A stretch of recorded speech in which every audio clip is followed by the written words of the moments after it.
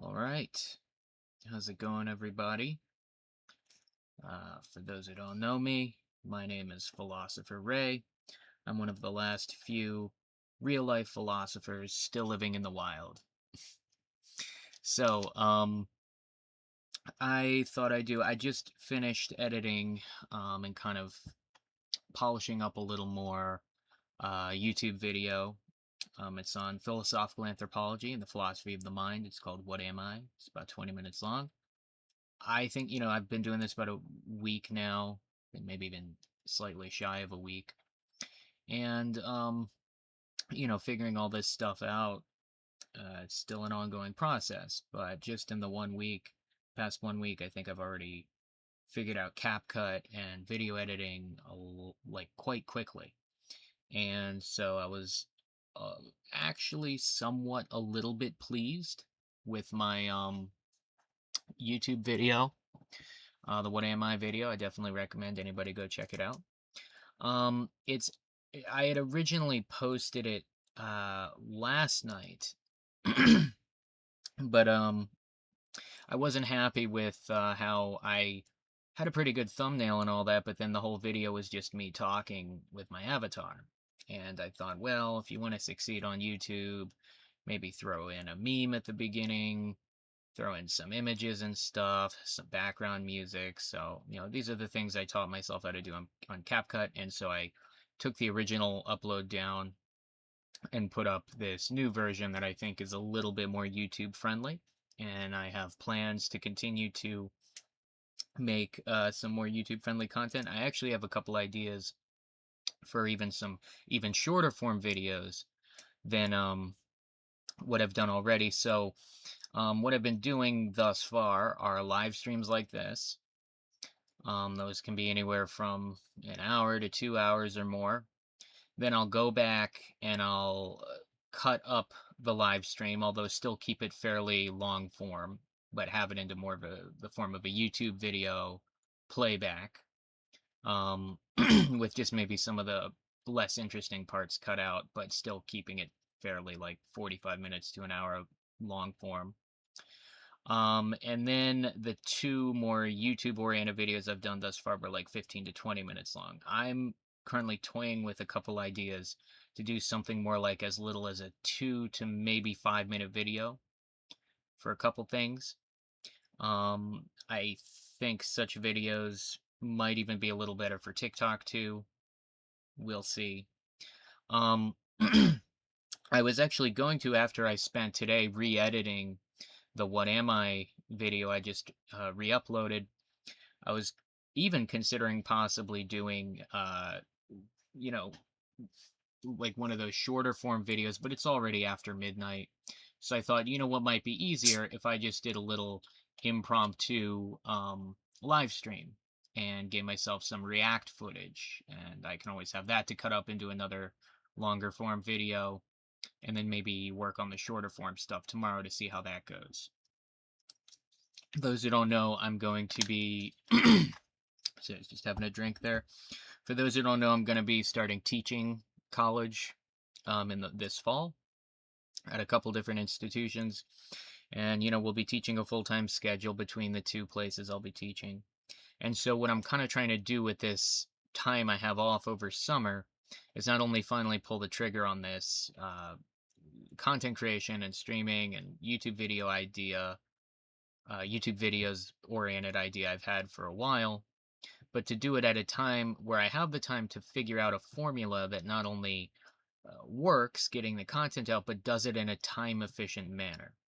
That's actually one of my biggest primary goals is figuring out a time efficient way of doing all of this so that once I get busy teaching in the fall, I can still keep setting aside, even just like an hour or two, a couple hours maybe every evening after my work day, to either do like a stream or spend a couple hours editing and get a CapCut editing process down that's also relatively time efficient.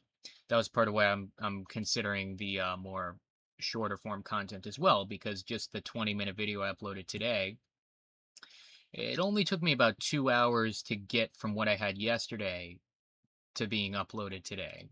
So that's mainly adding the background music, the intro meme, pictures and images and whatnot throughout it.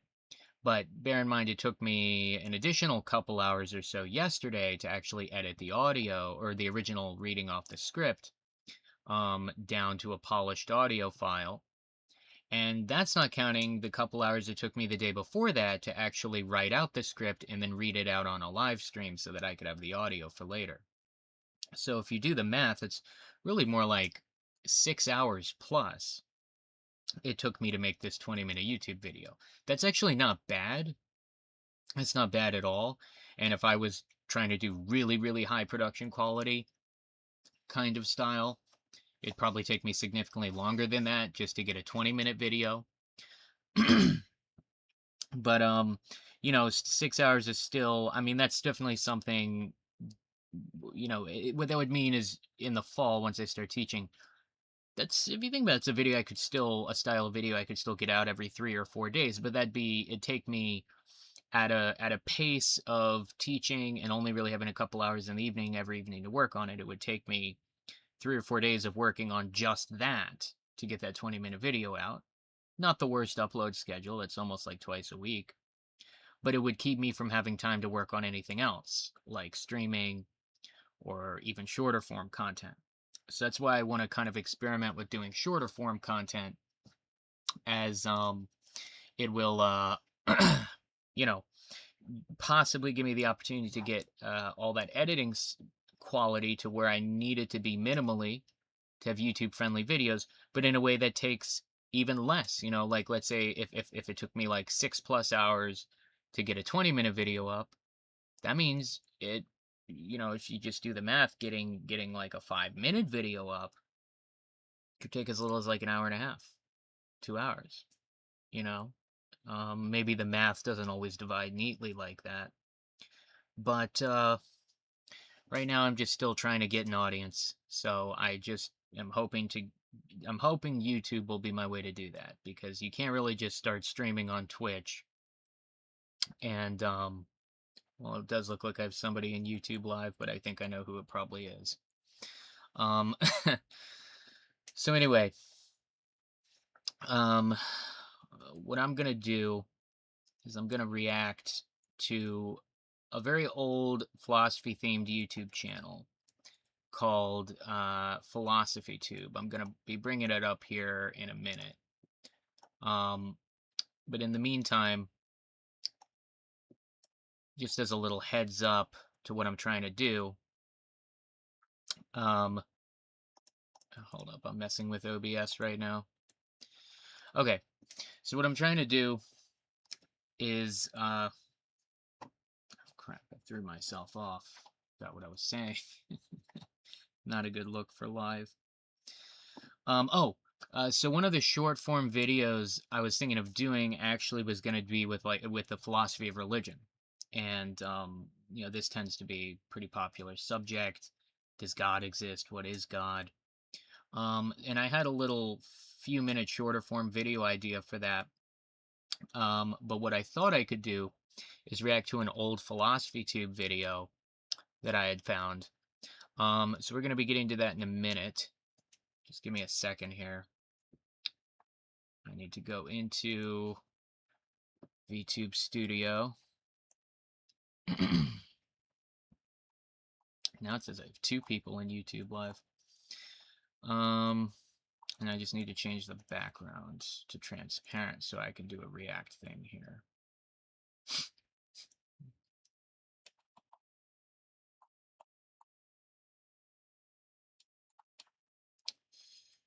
Do color picker, transparency, and then we go back to OBS, and then we turn on the window capture I already have up for YouTube. I also, oh crap, why am I not, oh, I know what I need to do. There we go. And then I just pull my little Akechi Guru. So I found out, by the way, fun fact, I didn't actually know this when I picked the avatar, but I can't see my chat, by the way. I don't know if anybody's chatting me, but I've been having this issue on OBS where it won't let me view my chat. which is kind of frustrating. So, actually, let me see if I close it out.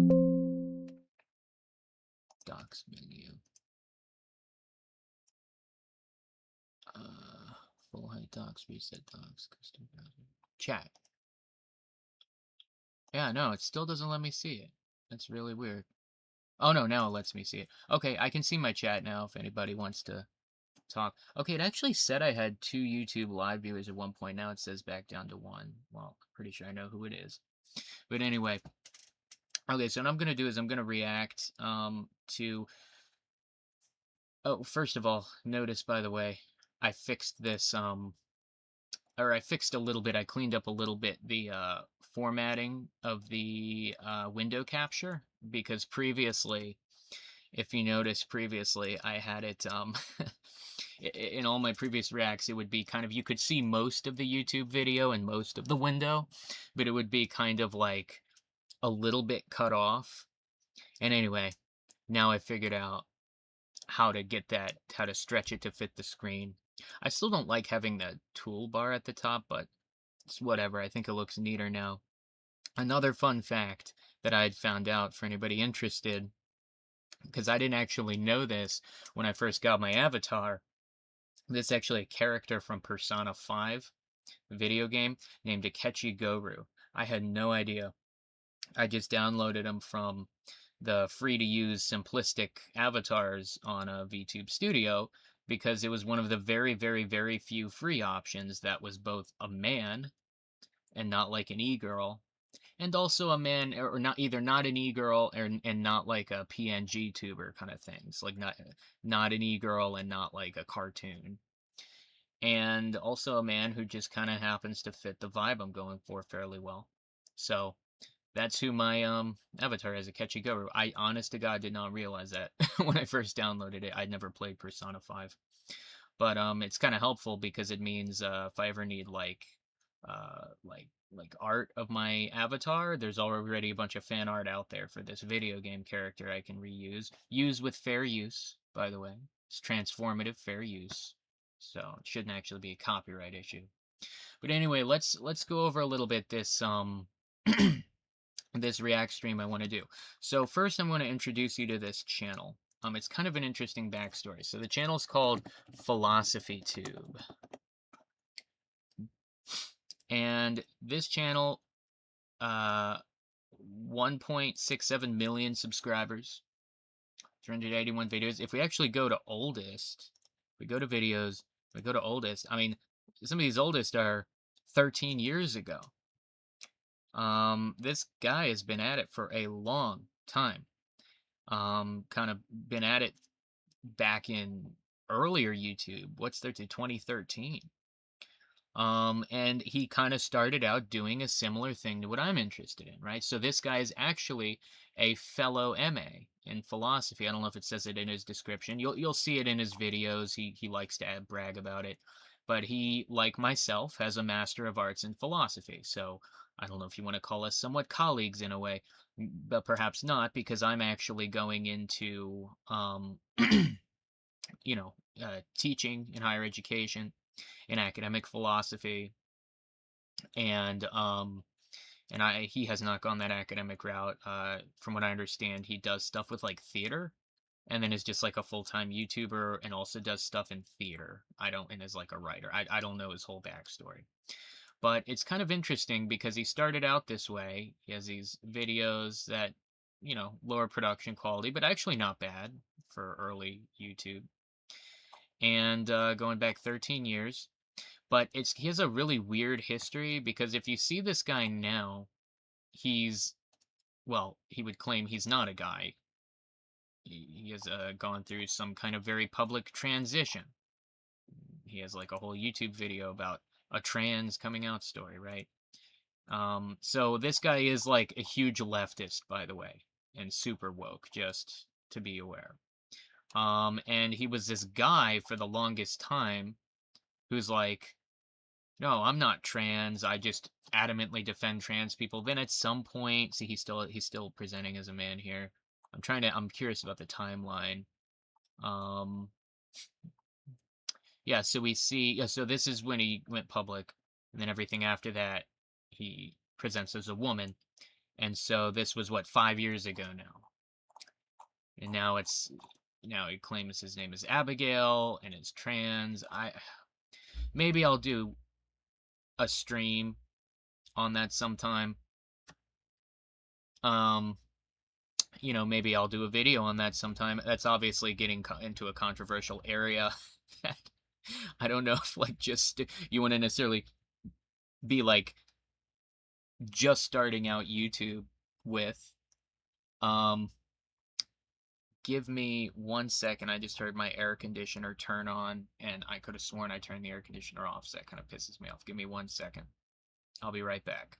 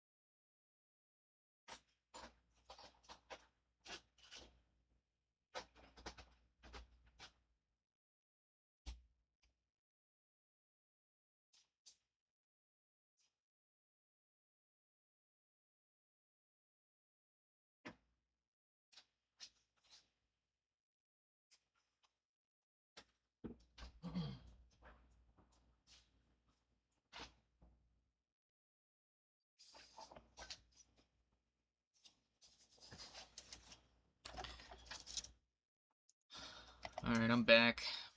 I don't know why the air conditioner is supposed to be off. I don't know why it just turned on. I get OCD about it because I worry it fucks with my audio. Um, oh well. Hopefully it turns off soon and it doesn't mess up my audio. Now it says I have 2 people watching me live. Okay, well, if anybody wants to talk in the chat, you can. But anyway, so we're reacting to Philosophy Tube, and like I said, has been around doing kind of philosophy content as sort of somewhat a little bit of a peer, as a fellow MA in philosophy. I have an MA in philosophy. This guy's an MA in philosophy. But has gone in a very kind of radical direction over the years, has gone in a very woke direction over the years, and has ended up, now as claims to be trans and all that. So what I kind of wanted to do with Philosophy Tube and this React was there's a video on, see if I can find it here now. If we go to religion, because as I mentioned at the beginning, what I kind of wanted to do was I've been planning an idea for a YouTube video that's going to kind of explain some common misconceptions about philosophy of religion. This is probably one of the biggest misconceptions people tend to have is, what is God? Does God exist? I mean, these are common discussions people have, but a lot of people just simply don't really have the best understanding of what a lot of these terms mean. And so I thought it'd be an interesting philosophical thing to get into. Philosophy Tube, I thought, would be an interesting person to react to. So, can you see? Oh, grayed out. There we go. Okay. All right. So let's just kind of. Actually, unlike some of my previous reacts, I have not really seen this one. I saw like the first minute of it or so. But all right, let's jump into this, because I think there's going to be some interesting stuff we can go over. It's only 10 minutes. I tend to yap a lot, by the way, for the 2 people here watching me, just as a heads up. So it can take me a long time to get through. I will say that's one thing I'm trying to do differently. I am trying to make these reacts a little tighter and neater. So we'll see how that goes. Okay. Oh, sound is off.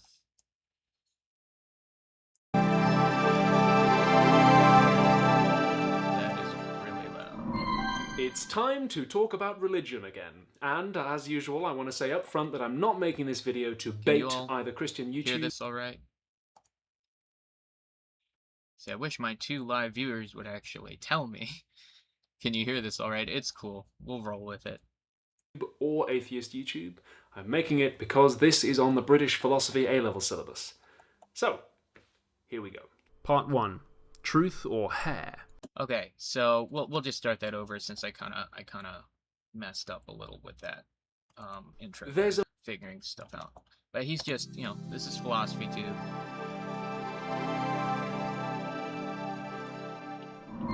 It's time to talk about religion again. And as usual, I want to say up front that I'm not making this video to bait either Christian YouTube or atheist YouTube. I'm making it because this is on the British philosophy A-level syllabus. So, here we go. All right, so he says it's time to talk about. Oh, okay, thanks. Um, sorry to bug you for a response. I just wanted some kind of verification you could hear okay. Um, anyway, so he says it's time to talk about religion again. And, just as a little context, why he's saying again is religion and theology. These are topics that come up a lot in philosophy, even in academic philosophy. There's a huge overlap between philosophy and theology. In fact, to the point that a lot of theologians, academic theologians, will teach philosophy classes, and occasionally an academic philosopher might teach a theology class. So actually, I don't want to dox myself, so I won't say, but one of the universities where I'm teaching, um, there's a guy like exactly my age who I share the adjunct office with as an adjunct instructor, and he's actually a theologian. He's kind of very similar place as me. He just finished his master's in theology. He's working on his PhD part-time online while teaching and doing adjunct work, and he teaches philosophy classes. And so that's why like he and I share an office. He's a theologian, I'm a philosopher, but we share an office. Um, so basically, now I have 3 live viewers. I guess my channel is doing better. Welcome, welcome everybody. But anyway, yeah, so philosophy and theology, there's historically always been a pretty considerable intersection between the two. Um, Thomas Aquinas would regard, between philosophy and theology, like philosophy is the king of all other disciplines and theology is its queen. That's one analogy used. But the idea, and I would suggest if anybody wants some more information on this, I have my very first YouTube video ever uploaded, What is Philosophy? I explain what I mean, and what philosophy kind of deals with compared to more specialized disciplines like the sciences, and which is that philosophy deals in first order questions. And that means, the questions that come first. Like before you can, in the sciences, investigate different categories of things in existence, you first, in philosophy, investigate what is existence itself. That's just an example. Well, theology would kind of be claiming to do the exact same thing, really.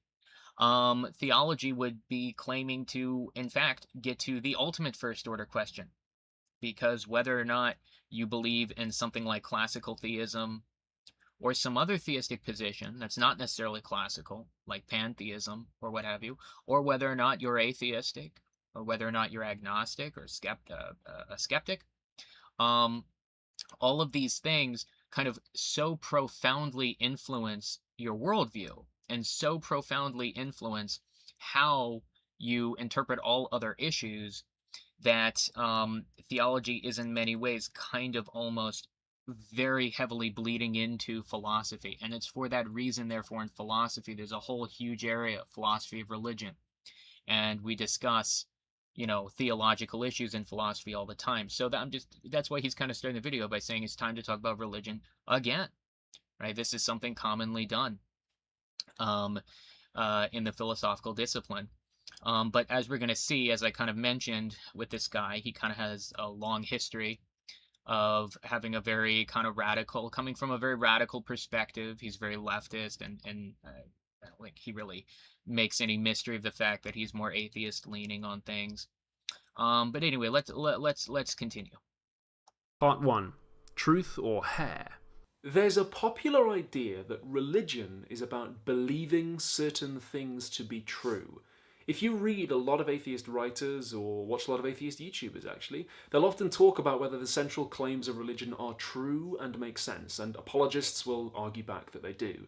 And that is absolutely valid and valuable discussion. Believing that Mm. certain things are true is a central part of a lot of what religion is Mm-hmm. about. People kill and die for dogma, and throughout history there have been long and Well, bloody disputes about the supposed truth of very specific details. But what I'm going to be inviting you to today is the idea that religion is often about more than just supposedly true claims. okay, very interesting point he makes at the beginning there, and I think he's actually right in at this point about multiple things. So he's saying religion is commonly thought of along the lines of making truth claims, claims about the fundamental nature of reality and how things are. And in fact, this is a common way, I think, of distinguishing religion from something like, from something like an ethical worldview or a philosophy or a lifestyle. Like vegetarianism or veganism is a lifestyle and involves ethics and morals and moral beliefs and values. But I don't think many people would describe veganism as a religion, right? But you would say something like Christianity, which also brings with it a lifestyle, and value claims and whatnot. You would call Christianity a religion, right? So what's the difference? What makes one a religion and the other not? And this is a common way of thinking about it, is that, whereas there are many different value systems that can, be making value claims. These are claims about what's good and bad and right and wrong and how you ought to be and ought not to be and the kind of life you should live. Um, but only in religion are these value claims then grounded in metaphysical claims, right? Where these claims about what's good and bad are grounded more fundamentally in claims about what's true and false about reality, right? So the vegetarian or the vegan rather just kind of asserts these values. It's wrong to eat meat. It's wrong to eat animal products. One should live their life in a way abstaining from those things. It's a worldview. It's an ethical system of values. It's a way of thinking about things, but it's not, it's not grounding those claims in truth about reality. It's just simply making claims. It's just making those value claims in of themselves. But if you take something like Christianity or Judaism or something more traditionally thought of as a religion, it will make similar claims about what's good and bad and right and wrong and how you should live your life and how you shouldn't. But it will ground those claims in these claims about reality, like God exists, and there is objective good. Moral realism is all of this metaphysical foundation. It's this sort of metaphysical substrate underlying the value claims, and that's what he, I think, is kind of talking about when it comes to this basic structure of what a religion is and how it functions. Now, he does say something interesting where he says, but I think we're going to find it often, religions go far beyond just simply grounding things in truth claims. So let's see, where he goes with that. One of the most famous analyses of religious statements came from Antony Flew with his parable of the gardener. He's Flew pretty imagines famous. two explorers who come to a garden in a jungle clearing. One says that there must be a gardener who maintains it, the other is skeptical. So they set a watch and they don't see a gardener. And the believer says, the gardener must be invisible. So they use bloodhounds, thermal cameras, tripwires, all kinds of methods of detection, and they never find a gardener. And every time the believer says, the gardener can't be smelled or seen on thermal cameras, but he is there. And eventually the skeptic says, look, if there's a gardener, but they're invisible and they can't be smelled and they can't be detected in any way, then how is that really different from what I'm saying, which is that there is no gardener? Okay, very interesting analogy. He's citing kind of a famous thinker, Anthony Flew. But the basic analogy, as he just put it, uh, actually, let's kind of start that And over. they don't see a gardener. And the Right. So, believers so, so somebody's claiming there's a gardener, right? Actually, I can shouldn't have sometimes similarly be cut him off when I did that. unfalsifiable. Hmm. If no evidence can count against them, if they cannot be falsified, then surely, he says, they're just redescribing the same world that the atheist sees. Take the statement, God loves us. We can come up with a rough idea of what it would mean for a human being to love us, and if somebody said, I love you, we can think of evidence that would count for and against that idea. But God doesn't really. All right. Let's Before we get to that, let's go over the gardener analogy. It's the idea that somebody's claiming, okay, look, out in that garden out there, or out in the woods out there, those woods are woods that are maintained, right? They're not just there accidentally. They're kind of designed in a certain way. And there's a great gardener. This is the analogy. There's a great gardener who takes care of those woods. But then, every time somebody sets out to try to go empirically verify if there's a gardener there, right, there's always this response like, well, the gardener is invisible. And also, okay, so then I've set up thermal cameras. Well, actually, the gardener can't be detected with thermal cameras. And, actually, the gardener can't be, heard or smelled or really sensed in any way. It's just this purely immaterial gardener who cannot be empirically verified, and yet nonetheless the gardener's there. So this word on the screen here, unfalsifiable, this would be kind of uh, this would be the charge against a claim like that. It's what's called an unfalsifiable premise. And what does that mean, an unfalsifiable premise? That means it's a premise that there's no counter evidence you could provide, to falsify. There's no evidence I could show you and say, therefore your claim is false. It's a premise that's just kind of naturally insulated against any real criticism. And the idea, especially in like things like modern science, is that this should always be regarded as a sort of dead on arrival kind of claim. Something that's unfalsifiable like that is sort of DOA. Because if it cannot be verified, if it cannot be falsified, then it cannot be verified. And if it cannot be either falsified or verified, then it doesn't seem to actually have any rational value. Um, so obviously the claim, and why somebody, Anthony Flew, is a famous atheist, and why that claim is being made, is because the charge would be essentially that this is the claim that people are making about God.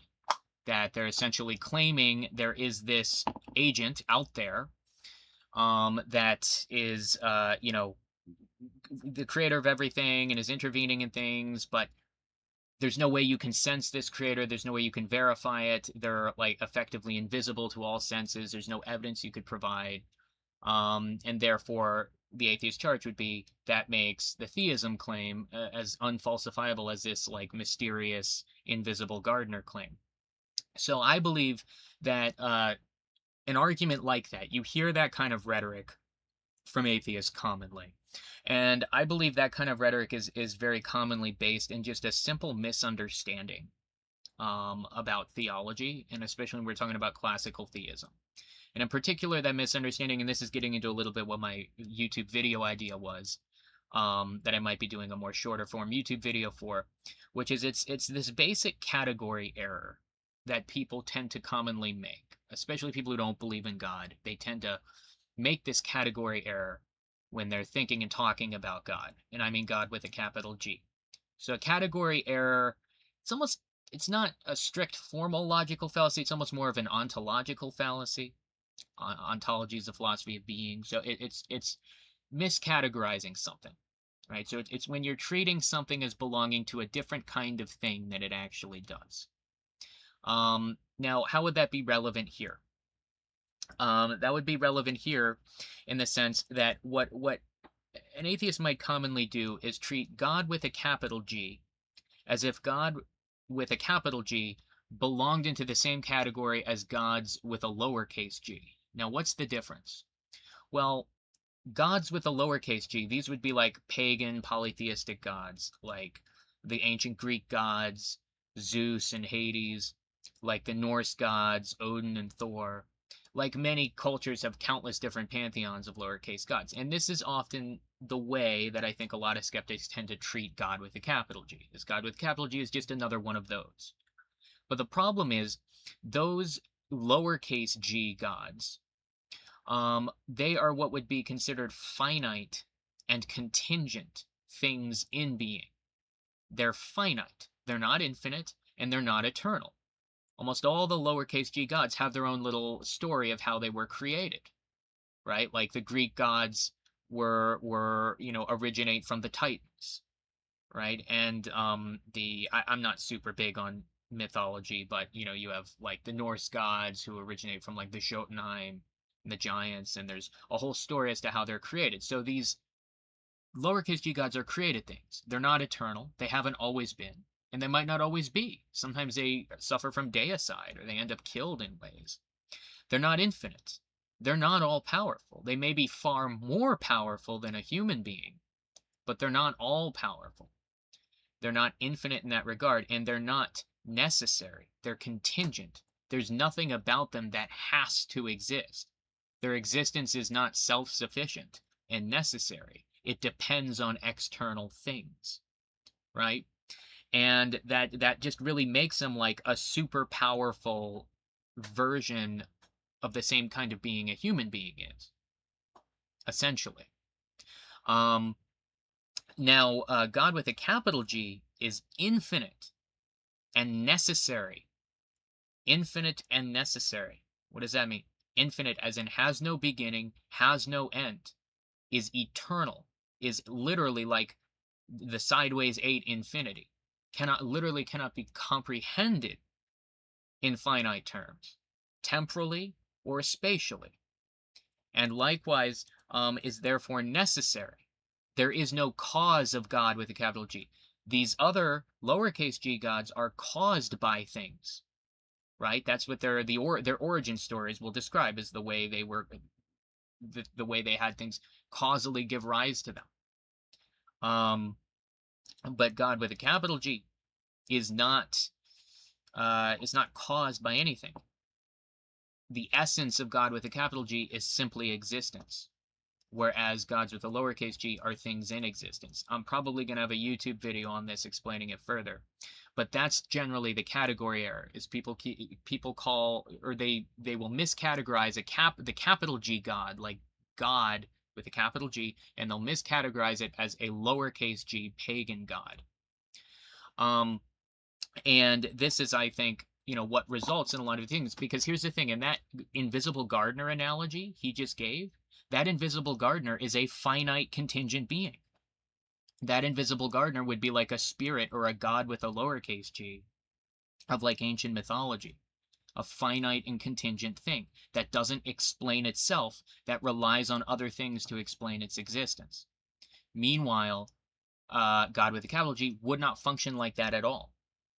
So already we're kind of coming at this. The standards of evidence you're going to use to prove the existence of something, those only even make sense if you're talking about a finite object in being. How do you know if a finite object in being exists? Well, you go empirically verify it, is usually the most common way. But we're not talking about a finite object in being. We're talking about an infinite and necessary standard of being itself. So it's simply a category error. A lot of these, you hear there's things like the flying spaghetti monster. The flying spaghetti monster, you've probably heard that before. That's another, maybe we'll watch a short clip on it or something. But that's another common way of engaging in this category error. It's the same kind of thing. Where it's evoking some kind of a finite contingent object in being, and then treating it as if it's in any way analogous to God with a capital G, which it's not. So already just so many of these analogies are flawed. But I've kind of rambled enough on that point for now. I promised myself I'd get better about rambling, but oh well. Let's continue. Same world that the atheist sees. Take the statement, God loves us. We can come up with a rough idea of what it would mean for a human being to love us, and if somebody said, I love you, we can think of evidence that would count for and against that idea. But God doesn't really prevent people from dying, doesn't really prevent suffering, and doesn't really prevent evil either. And yet, believers will still say, This is the God problem loves of us. evil.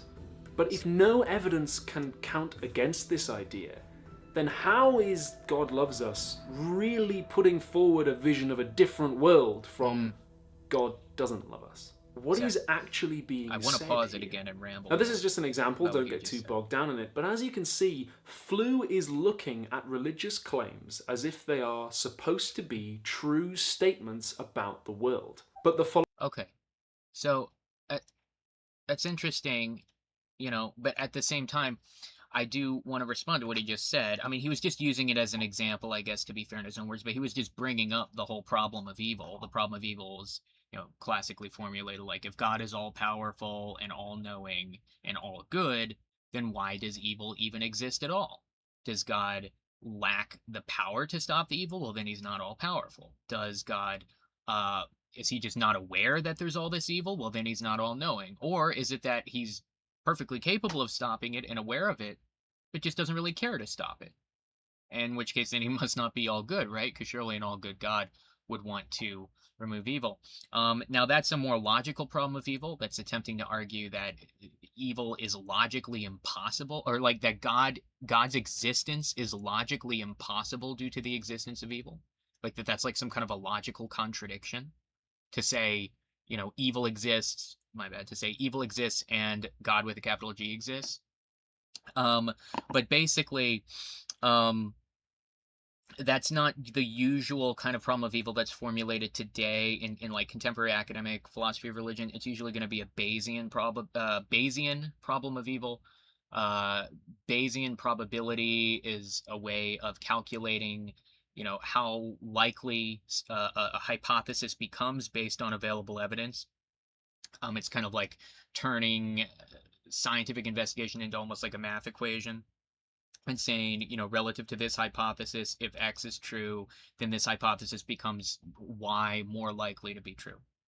So a Bayesian problem of evil is essentially attempting to claim that, okay, well, I'm not going to go so far as to make this logical problem of evil. I'm just going to say the existence of evil or pain and suffering, however, because that's another issue is how do you define evil?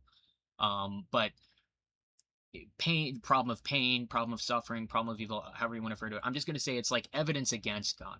It makes God with a capital G less likely, right?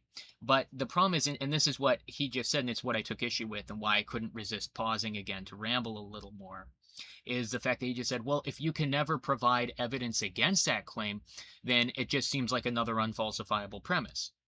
Um, who said you can't? Well, okay, the fact that you can't provide evidence against that claim, that what he just said, I don't think that's true. And in fact, I think he's the one misunderstanding. Again, he's misunderstanding certain standards of evidence and how they would be applied here. So, in order to know, like, first, there are various scenarios. You have to know what is the probability. You need to know these base probabilities. Like, what if God with a capital G exists, but there is some morally good reason to allow a certain amount of pain and suffering, right? These are called theodicies, which explain. So, a common one is like free will. You know, I think most of us would much rather live in a free country than we would live in like Orwell's 1984, right? Most of us greatly value freedom, and freedom is an intensely good thing. But guess what comes with freedom? The freedom to choose to do bad things. The freedom to get drunk and then go get in your car and drunk drive and end up accidentally running someone over. The freedom to do drugs and end up like dying from a horrible overdose. The freedom, to commit violent crimes against people. Um, these are the consequences of freedom, as people choose bad things, right? Those that causes pain and suffering to allow freedom. But what would be the alternative? Completely taking away everybody's freedom so that we all live in like a padded cell so that nobody gets hurt or makes the wrong decision to hurt each other? That would be more miserable of an existence than the existence where we're free. And yes, as a part of being free, that means we're free to make some bad decisions that might hurt us, but at least we're free. So the idea, this is just an example, but it's saying the idea is there can exist an all-powerful, all-good God. There can exist a God with a capital G, and also at the same time that God could have a reasonable motive for allowing a certain amount of evil to exist. And it could be the case that the world where that pain and suffering from being free exists, but nonetheless it exists because we're free, is an objectively far better world to live in than the one where all the pain and suffering of crimes and the symptoms of our freedom are taken away from us, but so is our freedom, right? So that there's actually something better. That here would be the claim in a nutshell. There is actually something better about allowing a certain amount of pain and suffering to exist. It's an actually better existence and a better thing, right? And so when somebody makes these problem of evil claims like that, it's like they're not factoring in order to be able to say that evil or pain and suffering is evidence against God. You need to first be able to know what is the probability that God would allow pain and suffering to exist in the first place. And nobody knows that. That's the whole point of these issues, is that it's to show there are plenty of reasons why God might want to allow pain and suffering to exist. There are plenty of reasons where God could allow pain and suffering to exist in a way that actually creates an objectively better world than the world where that pain and suffering didn't exist. And so, this classic problem of it's interesting because this guy, he's clearly avoiding, I think, taking a strong stance. He's being a good, good, decent. He's being a decent philosopher. Probably he's being a better philosopher than the Vile Eye. For anybody who hasn't seen it, I reacted to this analyzing evil Light Yagami YouTube video like a few days ago, and I just like tore into that guy because he was clearly not a trained philosopher. This guy, I can tell he's like me, he has an MA in philosophy. He's being a decent philosopher, and he's deliberately avoiding taking certain stances explicitly, but it's interesting because he's making these comments that, in my opinion, are giving certain things away, like what he just said about the whole problem of evil thing. I just think that only really an atheist could make that point and think that it's a kind of cogent point. And he's making certain assumptions when he says something like, "Oh, that God loves us," that's an unfalsifiable premise. I don't think it is. And I don't think you have even the correct, like, moral knowledge to even be able to begin to make a claim that it's not. And if you think you do, again, I would say that points to certain atheistic assumptions. But, to be fair, he said, I'm ultimately not trying to get into all of that in this video. I actually haven't seen most of this video. So I actually don't even know at this point the direction this is going to go. I'm kind of interested. So let's continue. Philosopher R.M. Hare has an interesting reply. He tells a story about a lunatic who is absolutely convinced that all university dons want to murder him. His friends try to introduce him to nice dons, and he says, no, they're just lying to lull me into a false sense of security. One second. Sorry, I just want to see. Can you all see the subtitle? You can. But my avatar's in the way. I'll just get rid of the subtitles. I just wanted to. He said something wild there. Has an interesting reply. He tells a story about a lunatic who is absolutely convinced that all university dons want to murder him. His friends try to introduce him to nice dons, and he says, no, they're just lying to lull me into a false sense of security. There's absolutely no evidence that can convince this guy. His belief is completely unfalsifiable. And so according to Flew, he's not really saying anything about university dons at all, because no matter what we tell him about them, his belief doesn't change. So what is he really saying? Hare says that what he's expressing is a blick, which is a word Hare made up. Blicks are not so much beliefs as they are ways of looking at the world. There's no evidence that can convince this guy, so his blick is more about assessing what does and doesn't count as evidence and what is worth paying attention to. As another example... Okay, I already have some problems with this. First of all, at least the way he described, now I'll confess this much, I have not read Hare, so he's citing something I haven't myself read, so that always warrants transparency up front. But the way he just described it, a blick literally would be a belief. Like, the way he just described that, a blick would be a belief held in somebody's mind. It's just the issue would seem to be based on the example he just gave, the issue would be an issue of justification. So for those who don't know, the classic definition of knowledge is justified true belief. This originates with Plato in his dialogue on Theaetetus. And it's those three elements together. It's when you have a belief in your mind, that belief happens to be true by whichever standard of truth you're using, and It's not just that it's merely true, but it's also held with justification. Now, justification means having a good rational basis grounding your belief in rationality, a good reason for believing it to be true. So what does that mean? So like a lucky guess. Somebody could just lucky guess. If I say what card is on the top of this deck of cards, you said, I don't know, the two of clubs, that you just took a guess, and I turned it over, and there's a 1 in 52 chance you got it right. And what do you know? 1 out of 52 chance you got it right. It actually was the two of clubs. Could you say that before I turned the card over, though, that you knew it was the two of clubs? No. Even though your belief it's the two of clubs was technically true, before I turned it over, you didn't actually have a good reason to believe it. So you were missing the justification element of belief, or I'm sorry, of knowledge.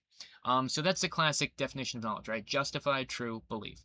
So based on what he just said about a blick, and again, I haven't read this guy Hare, so I'm just going on what this guy here is, the description he's giving. But the way he literally just described it, a blick absolutely would be a belief. It would be a belief.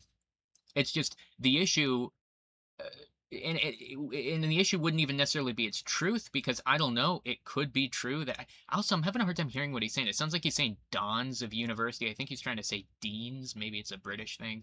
I don't know. But if all these university faculty are out to trying to kill him, I mean, that could be true, right? It's not really an issue of whether it's true or false.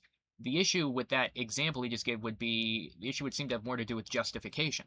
The issue would seem to have more to do with the fact that somebody with a blick, it seems like their belief isn't actually attached to any justification theory, and therefore it's just kind of this arbitrary belief, right? So I'm just pointing that out because I'm already taking issue with the way he's explaining this. It's striking me as a little weird. But notice he is continuing to circle back to this idea of an unfalsifiable belief, which is a little bit confirming my earlier suspicions of him. My earlier suspicions of him being, that there's a certain atheistic assumption going in to how he's thinking about what God is and what a premise like God exists means. And he's holding it to evidential standards that would only be applicable to a different category of thing, like a lowercase g God or some other thing in being rather than being itself. Um, and I think he's kind of continuing to give himself away there because he seems to continue to be fixating on this idea that believing a proposition like God with a capital G exists is in some way it's in some way an unfalsifiable claim, right? It's in some way an unfalsifiable hypothesis. But like I said, that already is kind of it's just a category error to think of it that way. Um, and his Blick example is certainly a bit weird the way he described it. But let's continue. We'll take the idea everything that happens for a reason, even if we don't know it. This is completely unfalsifiable. You couldn't begin to find evidence against this idea, or even, I think, for it, actually, because it's completely consistent with anything happening or not happening.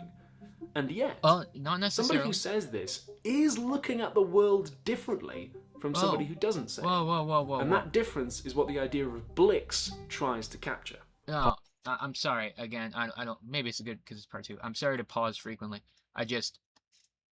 What the hell was that? He says this is a belief that he's trying to call this a blick. Everything that happens for a reason, even if we don't know it. I think that's highly debatable whether that's a blick or not. I mean, I guess it depends what you mean by reason, because something tells me. Here's the thing: is somebody could say reason is equivalent to like a cause, in which case you could try to convert this to a proposition like everything that exists must have a cause for its existence. Or there's something that there's something a philosopher by the name of Leibniz came up with called the principle of sufficient reason, that everything must have a sufficient reason for its existence. Now it's using the word happen, but happen would seem to imply an event or a change, a causal change in time, which itself would it would be an instantiation of motion or change in being, which is a process of becoming, which is a process of coming into being, which is a process of existing. And so either which way, I would say this just seems like another more casual way of saying like everything that exists must have a cause for its existence, or everything must have a sufficient reason for its existence. And that is absolutely, I would not call that a blick at all.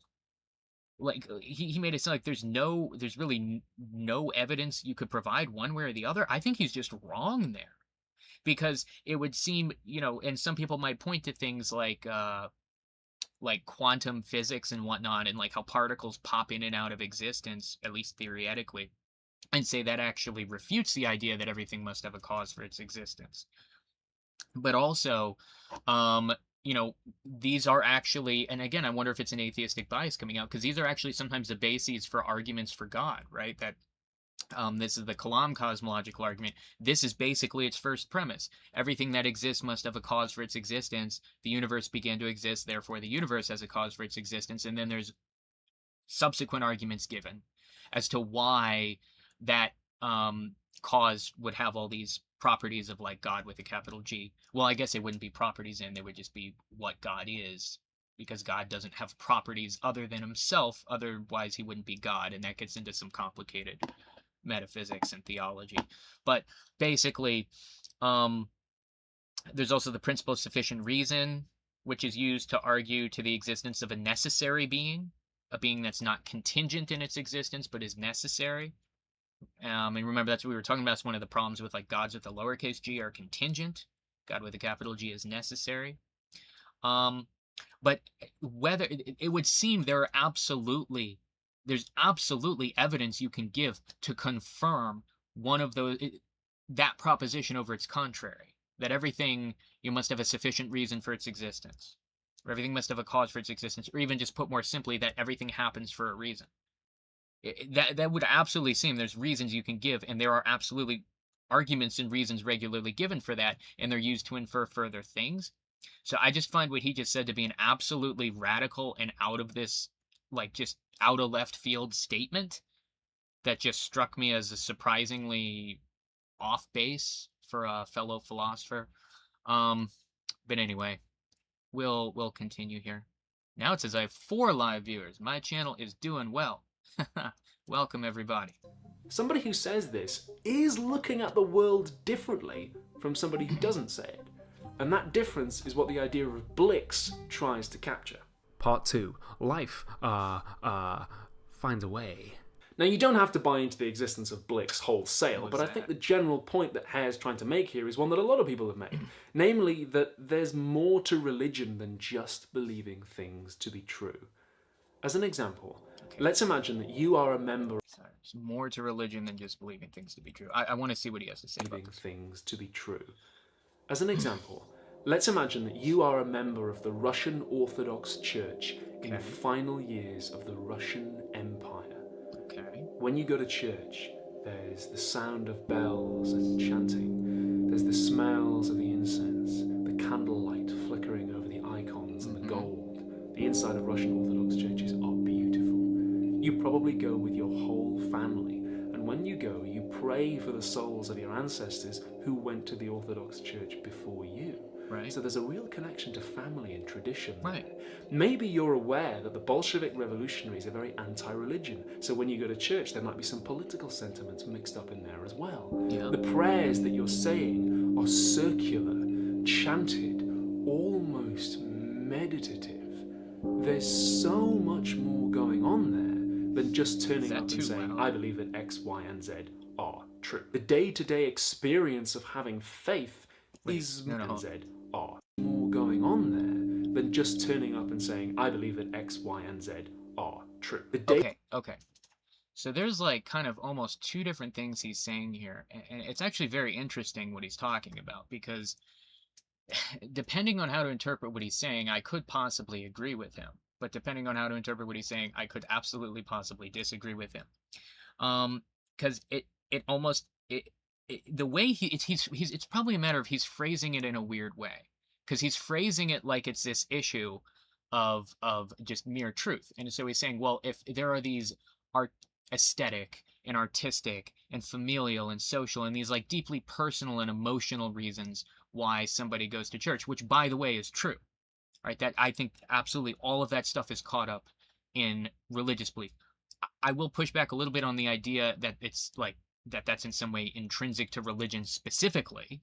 I don't think that at all. I think that's actually deeply tied up to a lot of different worldviews and belief systems and ideologies people have, right? That they believe things for reasons that are not necessarily based in evidence of anything or the most rational thinking, but is based in emotional intuition and family connection. And this goes far beyond religion, the political ideology that somebody believes. What do you know? Statistically, by far the number one biggest predictor of somebody's political beliefs is what their parents' political beliefs were, right? But not just political ideology. Um, but things like I used the example of veganism earlier, all kinds of things. So basically, um, I kind of agree with that general sentiment that religious belief is not just simply, it's not something to just be simply reduced down to a series of true false claims. I think he's right about that. Or rather, well, okay, it's not, okay, here's where I'm going to disagree with him. It's not something that can be simply reduced down to a series of true false claims about reality, right? About necessarily what's most justified to believe is true about reality, which is that's the metaphysical layer that religion engages with that other like less quote unquote religious philosophies and ethical views engage in. Um, and so basically, if what he's saying is just simply religions don't all involve a series of metaphysical claims and judgments and evaluations rationally about metaphysics, I agree with him. It involves aesthetics. He was describing a lot of aesthetics, right? These evaluative elements of the experience of going to church. Aesthetics is a philosophy of perceptive value or the value of experience. So things like art and or the philosophy of beauty, you could call it. Um, it's kind of like ethics, but when ethics applies value, if ethics applies value to human behavior, aesthetics applies value to human perception and human experience. Um, so aesthetics, he was describing a lot of like aesthetic values that go into it, a lot of aesthetic factors and social factors, your family, your culture, even political factors. There's even a intersection of religion and political philosophy. So I would agree with him. Religion is not something that just simply serves a metaphysical role. But the problem is he's phrasing it very weirdly and in a very different way than that. He's not just simply talking. He's actually describing it like religion's just not about what's true. Okay, but here's the problem. Is all of those things he just described about aesthetics, all of those things he just described about society and culture and family, those are all themselves truth claims. Is it true that this person finds there to be something aesthetically valuable about going to church? Is it true that this person finds something to be familially and socially valuable and relevant about going to church? Is it true? These are all truth claims, right? Like there's still things that are true, and there's still value judgments, truth evaluations that this person is engaging in. They're not doing it in the same way you like sit there and might like construct logical arguments, to deal with the metaphysics of the religious belief. It's a different kind of thing they're engaging in, but there's still a truth they're assessing. And of course, one could think of truth as just simply one and the same with things like goodness and beauty and oneness and being. This is actually Aristotle's classic five transcendental categories. It's almost just different modes of the same thing. So I'm really disagreeing with the way he's framing this as like an issue of religion just doesn't have to do with truth. And again, I think it's because he's trying to make this argument that it has to do with uh, uh, it has to do, he views a proposition like God exists as an unfalsifiable proposition, which I've already said, I think he's just blatantly wrong about. But I think that is a bias that's influencing a lot of the way he's talking about this. Anyway, let's get back to it. Day-to-day experience of having faith is more than that. So much so that Well, what even do the you mean idea by of faith? Blix is kind of a dry way of looking at it. I've mentioned the theologian Mario Aguilar on the show before. He was one of my theology lecturers, and he advocates an approach to religion that he calls living theology.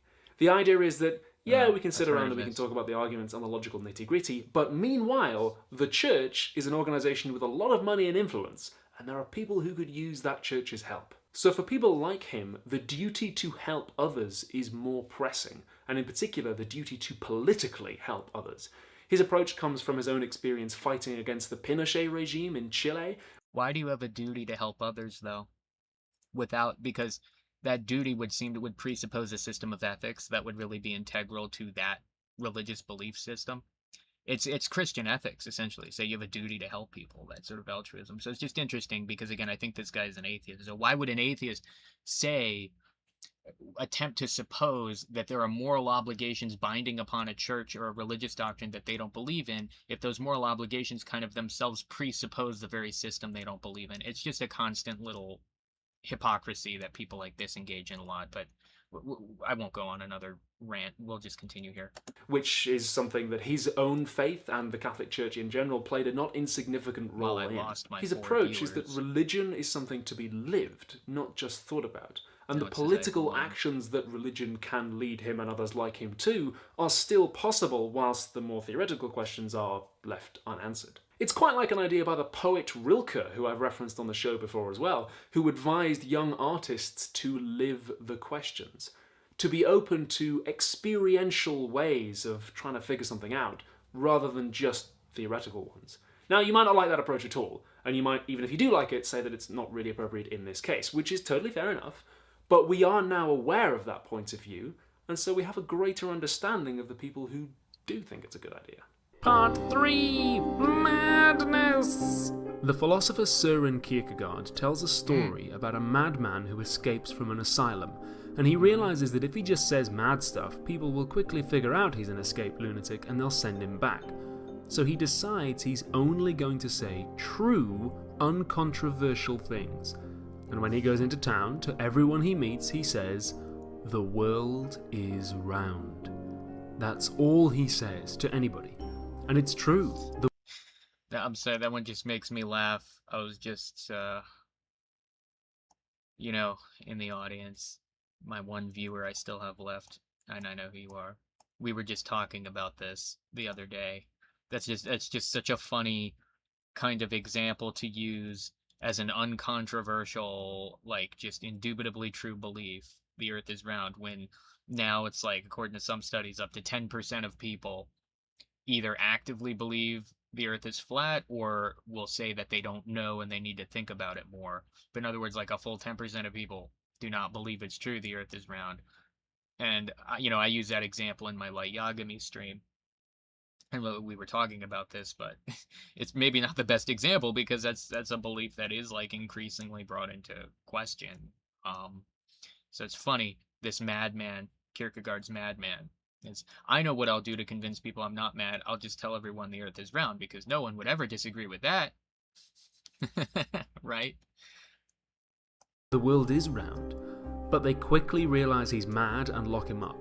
And what Kierkegaard was saying is that you can have all the facts and all the truths and still be wrong, because you haven't appreciated the context in which those facts matter. And the writer Sam I'm going to hear that one more time. And still Kierkegaard was saying is that you can have all the facts and all the truths and still be wrong, because you haven't appreciated the context in which those facts matter. Okay, that's interesting. You could have all the facts and all the truth and still be wrong because you don't appreciate the context in which they matter. I would like to know exactly what the hell he means by that. Because arguably the context is just a broader web of true beliefs, right? Arguably the context is just an additional system of truth values. And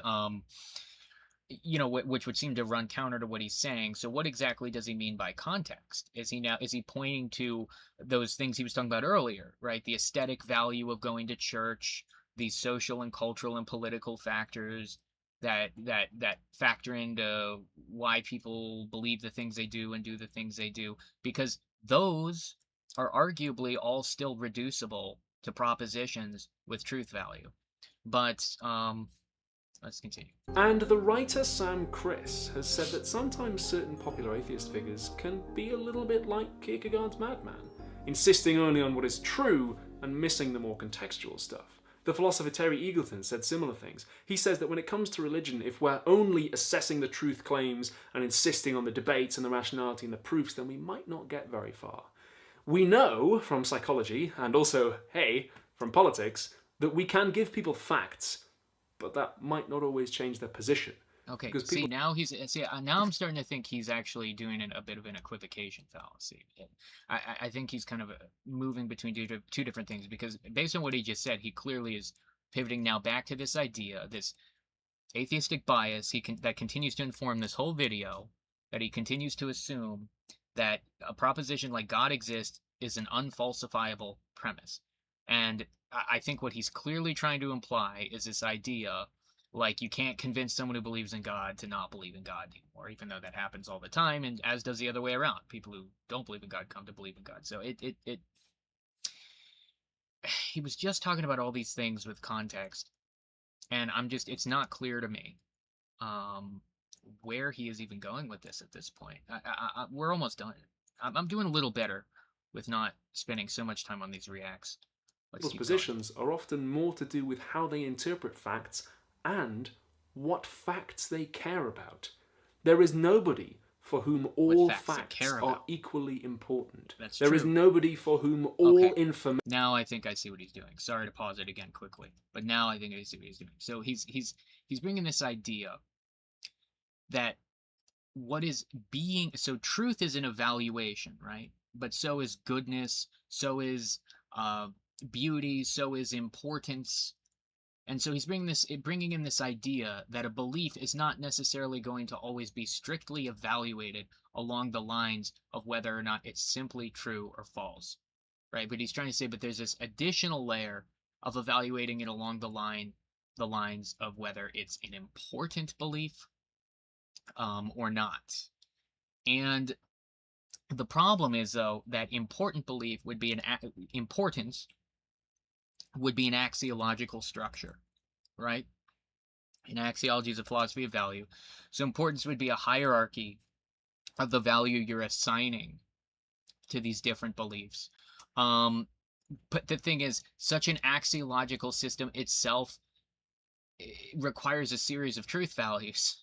Like, is it true that this is important to me? That is a truth claim. There's no such thing as a claim you can make that's not, there's no such thing as a claim you can make that is not in of itself a truth claim just by virtue of the fact that you said it. There's an old concept, or not an old concept, there's a famous, okay, so there's something called truth predicate redundancy. Now, truth predicate redundancy comes to this idea, like, if you take a statement, I think the famous example is the roses are beautiful or something. Or let's just say the roses smell, I don't know, the roses are beautiful. That's the statement. Now, so in that statement, the subject, so in a proposition, if you say all X are Y, the subject is X, the predicate is Y. So in that statement, the subject is roses, these roses, and the predicate is beautiful. These roses are beautiful, right? The predicate is something you predicate of the subject. It's something you affirm the subject as.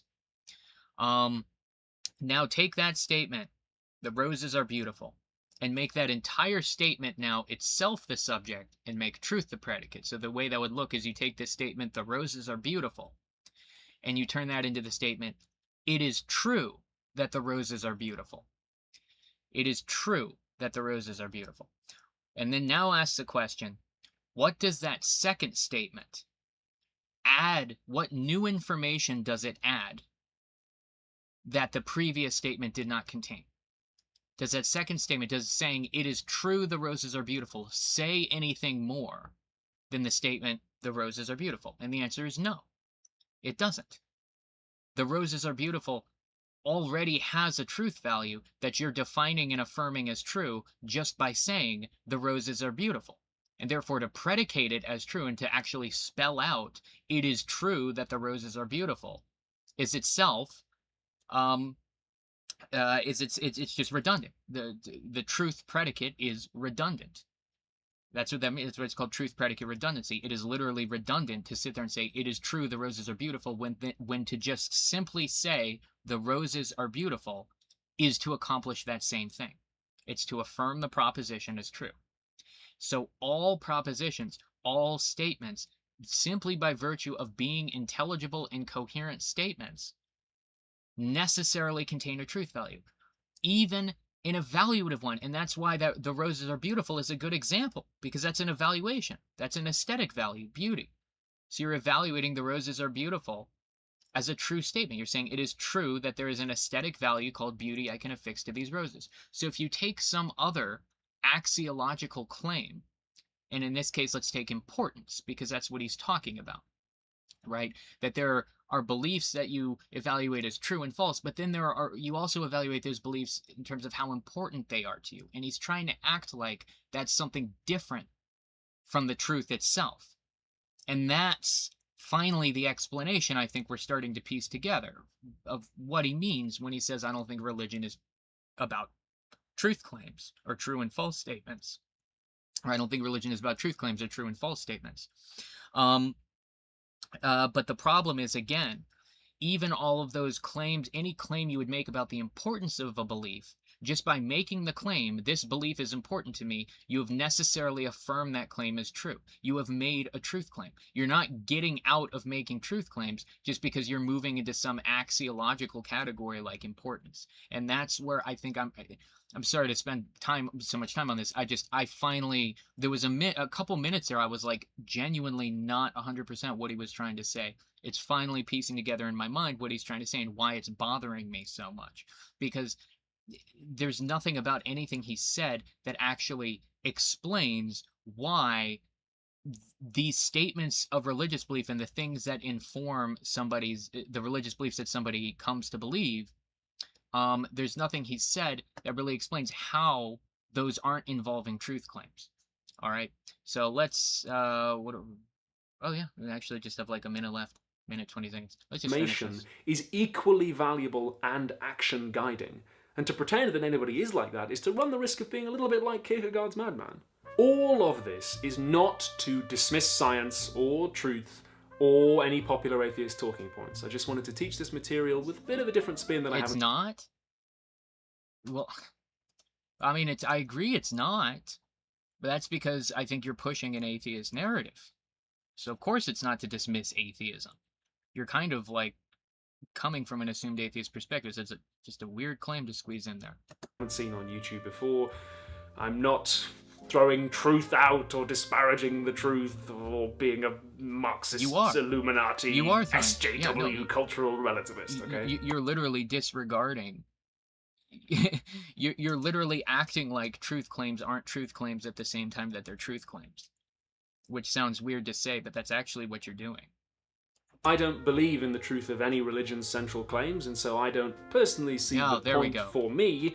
Sorry. I'm sorry to keep pausing, but finally I will give him credit for at least stating that clearly at the end. So just to kind of vindicate me a little bit. Now you know I'm not crazy. Remember, what did I say from the beginning of this video? I'm 99% sure this guy is assuming an atheist perspective, and that's informing the way he's talking about it. Well, what did he just say? What did he... Even the truth of any religion's central claims. SJW cultural relativist, okay? I don't believe in the truth of any religion's central claims. I don't believe in the truth of any religion's central claims. He just said I'm an atheist. So, kudos to me. I called it, right? I called that from the beginning of the video before he ever admitted anything like that. And so I don't personally see the point for me of living those questions, but it's still cool to appreciate other people's viewpoints. And all I'm doing is inviting you to the idea that for people who have faith, there's more going on there. I'm sure YouTube will appreciate and understand the nuance of that position. I'll be interested to hear from people of all faiths and none. YouTube's not the most understanding place. In the comments. If you liked today's lesson, I have a tip. All right. Well, that was an interesting little video. I was thinking PhilosophyTube might be a good go-to for React content in the future, just because, again, it's kind of weird.